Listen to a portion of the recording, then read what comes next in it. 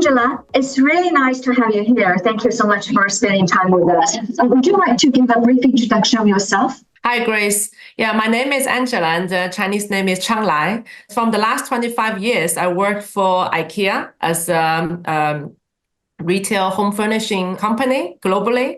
I worked there from the first coworker to the first Chinese CEO. Then I went to global 3 years ago as the commercial director for the headquarters in IKEA. So after that 25 years, right now I have two new roles. One is the INED as a board member for Swire Properties. And the second, I started my own brand and my own enterprises. So I'm a real entrepreneur the last 3 years selling lifestyle furniture. Your background experience is very interesting. So I observed that when you had the discussions with the Swire Properties before you joined their board, you were pretty much aware of what they were looking for and what they were expecting from you when you joined them. So would you share with us? When I joined, I had a conversation with Swire Property. First of all, they would like to have a local based in China. That is very clear. And because of their background of searching is that they have long-term view in China property investment. Therefore, it is very needed to have a local and also sensible. And sensible means also to the retail trends, to the sentiment of the consumer behaviors, their sentiment, etc., etc. They would like not only to have a retail competence, consumer competence, skill set, but also who can wake up, like them say, that wake up in a Monday morning and knows what's behind the figures. That was also quite inspiring for me to hear. Could you describe us the first time when you attended their board meeting? That would be very interesting for us to know your expectation and what was beyond your assumption, if any. When I was having quite honest interviews with the chairman of the board and the APAC board members and all different remuneration committee members, etc. So I think from the experience-wise, I also get to know before I enter the first board meeting, what is the culture, what is the diversity, what is expectation for a new board, the unique contributions that I can do if this is matching what I can do or what I feel valuable. That process was very fruitful. If I nail down 3 points from my side, number one is if my background and also my experience can add value to the board strategy and the discussions. Second, is this also the culture? Is it fit for my values?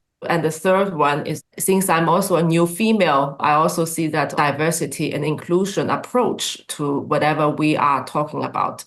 So then with these three, I must say that the first board meeting, and I have already now, after more than a year, it's still very, very relevant. When they look at the members on the board, to bring in more diversified background, more diverse kind of skill sets. In that regard, what would be your observation and suggestion to the board, saying to accomplishing such a kind of complexity and uncertainty, what is most needed on the board to bring in more of those diverse background expertise? First of all, if the board already have quite diverse from different background expertise, the chairman play a vital role how to engage, how to unleash the contribution by really embrace that diversity. So encourage the questions, encourage the challenges and open dialogue. I feel that in my own experience with Swire Property, I feel that leadership role is very vital to encourage that diversity. And secondly, I will also say that as a board member like myself, I will think that also to bring in relevant questions, including concerns, into the board strategical discussions. Before we talk about 10 years business plan, for example, 10-year strategy, now we're down to 5 years. And sometimes to 3 years. And we even need to evaluate the 1 year follow up. So the direction is still the same, but maybe the strategy can be changed. That long-term view will always stick. And so therefore, I think it requires in the business thinking, in bring that perspective into the board will add quite a relevancy part. Heidrick and do the annual survey about the board. And the latest release of the survey, the year 2023, one of the findings is that while everybody is well aware that strategy is always the most important topic, but from your perspective, what are the specific elements you think that deserve more attention from the board regarding to strategy? 60% of investments are in China. Of course, on the strategy decisions, there is a lot of discussion on geopolitical, like what we know, including the financial investment, the supply chain diversity, what is the role in China, and also the role of China in the world, and what are the risk mitigation of not putting the same eggs in one basket sort of topic. One thing you mentioned about the supply chain, which has become a predominant topic in board discussions on operation aspect, and according to our survey. So what are the key factors that drives more attention to the supply chain? Could you elaborate more? What the elements is triggering is also the COVID. For example, shipping has arisen tremendously. Production in China, predominant in the last 20 years, suddenly also woken up. Some global companies, if we only have China, then we don't have other alternatives, or we are too dependent on that. So that urged them to diversify the supply chain. Having said that, one interesting fact is the discussion also, what I heard on supply chain fields, when they really careful to see if they don't deliver with the goods, that they were still coming back to Chinese supplier, because it's still the certain category, the production, the competition, the pricing and quality is still very, very not easy to replace in a short time. So yes, we do want to divert, but also to where and what if that don't deliver. So that's back and forth. It's also quite discussion. Usually we regard supply chain as a quite operational topic. So in your role in the past, when you served as the CEO of a business versus now you're looking from the board level at the same topic of supply chain, what do you think would be the major different implication to board members to look at this topic? I would say that as a CEO, obviously, you are also looking at your portfolio of P&L. So you are the P&L owner. Your mindset of growth is like shorter, faster, the best profit indeed. And so on that level, of course, you look at your regional supply. China supply is the best when I'm acting as a China CEO. Communication is much faster and more agile, more speed. And while now I'm changing the role on the board perspective, I think the risk mitigation, as I said, not put all egg in one basket, or also how to proportionally, carefully, strategically selecting category, region, country to balance the whole global P&L, global risk mitigation and the P&L, both and the global perspective approach. From a leadership role, also you have to stay back and have more overview and thinking from a bigger picture.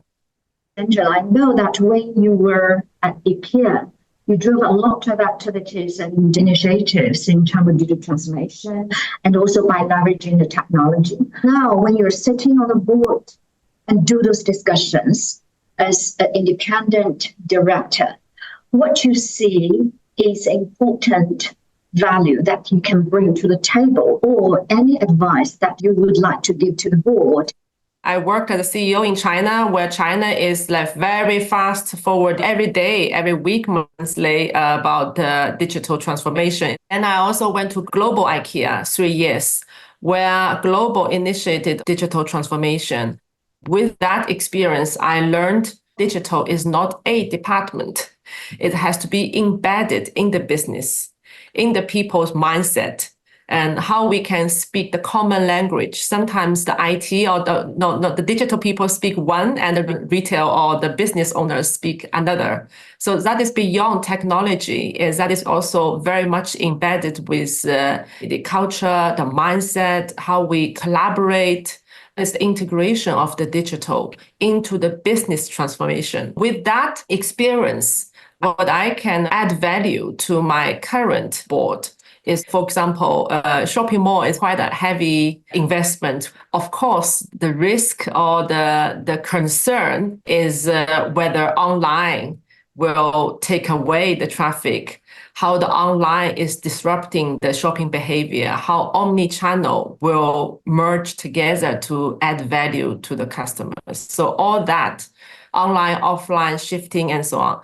In that level, I can bring the omni-channel. So having customer-centric is the core. It's not talking about only the fancy technology, but what customer needs and wants, first of all, how the experience will add value from the customer perspective. For example, the data is not a scary thing. Instead, it can be really understanding beyond the data, and then we can draw conclusions to serve the customer better.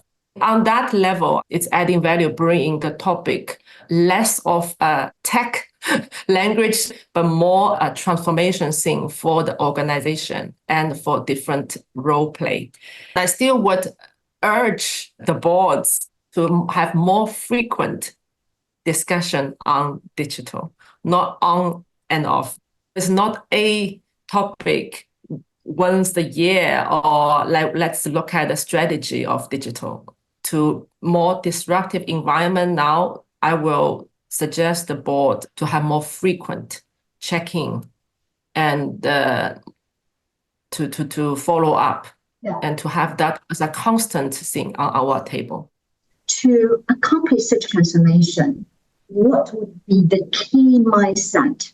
First, it's a growth mindset. The growth coming from deeper understanding our customer.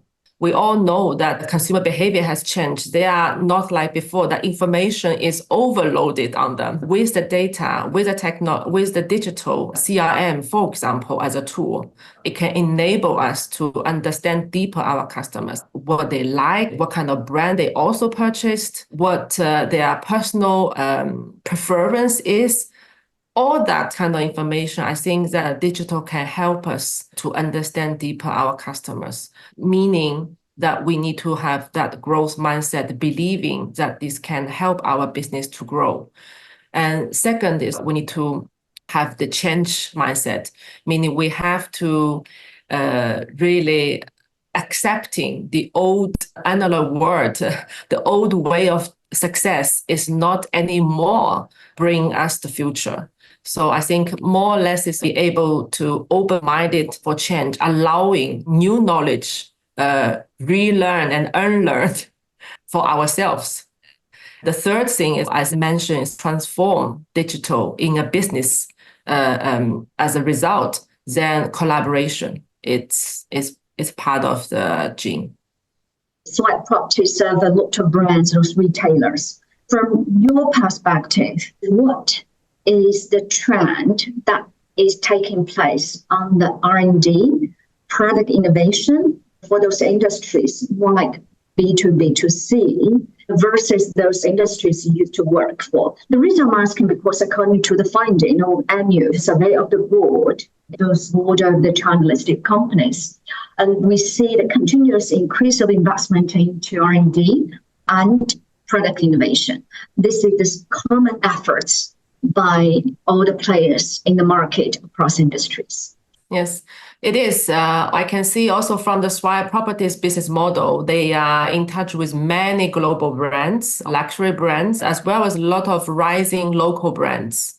Especially looking at the R&D, I see also both global brands, luxury brands, they also noticing that their shoppers are 10 years average younger than the Western markets. In Asia, the main shoppers are from 25 to 35. Then you look at millennials that age, also that they are really asking newer and better products. They are willing to pay, but they want to pay for what they think is worthful, and from the design, from the technology, and also from the, we call it 微创新, small but fast innovation. Big brands globally are having a lot more collection. It's also suitable for APAC customers in product innovation. Having said that, now the goods and the products are very much focused on segmented. So different lifestyle, different age group, different styles, so very segmented. So that force very fast rising product development combined with very rich, still very strong Chinese supply chain. I see a lot of wow moments when some board members also come to visit the shopping malls where some Chinese brands are represented. They were like, wow, this is so great products. That is also, I think, it's a good sign that this innovation development from those Chinese brands urging the whole industry is looking how we can create better products from and also with different designs across the border. Major trend is the consumers demand differently, and the segment on the consumers demand differently. Again, according to the survey of the board of the year 2023, as risk management and sustainability is identified as critical topic. What are those major angles when the board is discussing about risk and risk management? I see there is quite a clear tendency, especially when I entered the board also just right after COVID. Right after COVID, also the global economy also is not like before, including China's economy. There's quite a high uncertainty, I would say, from 2021 when I entered. Also, especially with the geopolitical risk and also the war, the supply chain is also quite disrupted, and now again. So I think that is triggered a lot of risk management on financial flow, on goods flow, on supply chain flow to mitigate the risk of the total company. Is any kind of different angle or perspective that board is starting to look at sustainability, and in the context of this, when we are now in year 2024, and also when we look ahead for another several years, any different or evolving perspective of the view from the board? Regarding governance, Swire Property, what I know that they do have a sustainability committee. So where specific topics, more operation-related topics and so on are in this committee, where one board member is also part of that committee. From my perspective, I see right now the hot topics on sustainability is depend on the different industry. In the property industry, before still talk about like construction, green building, right? So materials of building that is many years as you have a certificate or how you following certain rules, code of conduct, etc. But now more towards if we have done a lot of those things, how we are making the consumers know the corporate branding. So if the sustainable can be translated adding value to consumer in a choice of a brand is a change. Another thing is also when it comes to the social impact, there is quite a lot of discussion.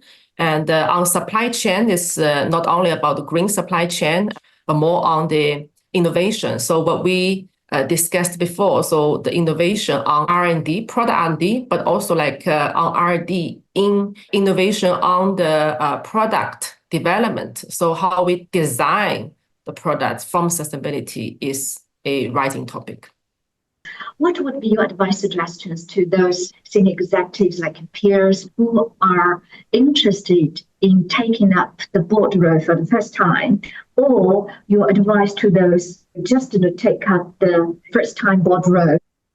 I will advise, first of all, to better listening, and better listening also by very proactive approaching some senior, so in the business senior leaders or other board members. I think from the proactive, so after the board, coffee or lunch, with board members, also into maybe in the first year, try as much as possible to in touch with the business owners, to feel the touching the ground, let's say, to hear their pain points and understanding what they're after and so on. That listening, that understanding will allow the new board members and also enable them to make an impact. From your perspective, for those senior executives, when they are considering several options of the board roles, what would be the key criteria you recommend them to consider?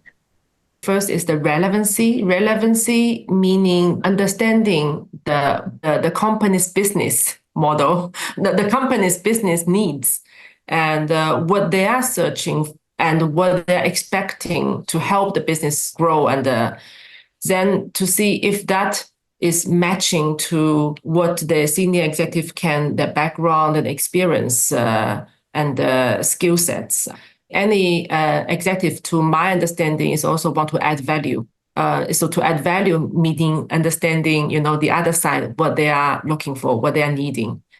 Then the second, what I will suggest also to see the other board members, their expertise, to see also if your personal experience can also differentiate, but are still very culture fit into the company's board culture as well.